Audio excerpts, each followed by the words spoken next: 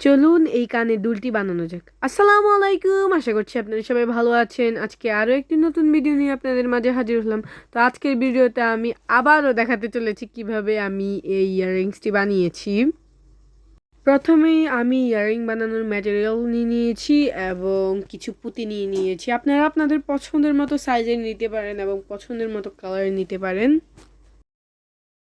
এখানে আমার ইয়াররিংসের ম্যাটেরিয়াল দিয়ে পুঁতিটা ঢুকছিল না বলে আমি একটু ফ্লায়ার দিয়ে ঠিক করে নিয়েছি। এখন পুঁতি দেওয়ার পালা। আমি এখানে 6টা করে পুঁতি দিয়েছি। আপনারা চাইলে কম বেশি করেও নিতে পারেন। যদি ছোট সাইজ হয় তাহলে এটা বেশি দিলেই ভালো হবে। এখানে আমি 6টা দিয়েছি কারণ বেশি দিলে কানে পড়ার মতো জায়গা থাকবে না।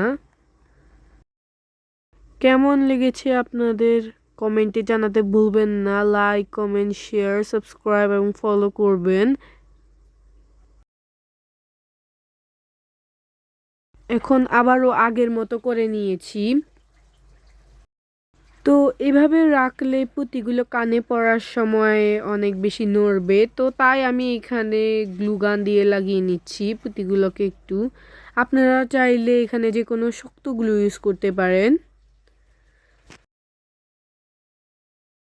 তো রেডি। আমি ক্যামেরার বাইরে আরো একটি বানিয়ে আনছি। কেমন লেগেছে আমাকে কমেন্টে জানাতে ভুলবেন না। আজকের জন্য এই পর্যন্তই।